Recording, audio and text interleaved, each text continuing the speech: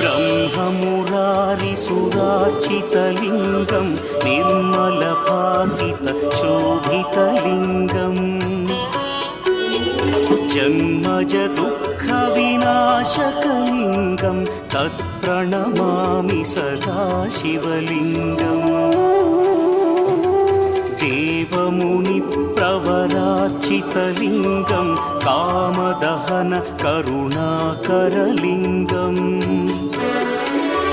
रावणदर्पविनाशकलिङ्गं तत्प्रणमामि सदा शिवलिङ्गम्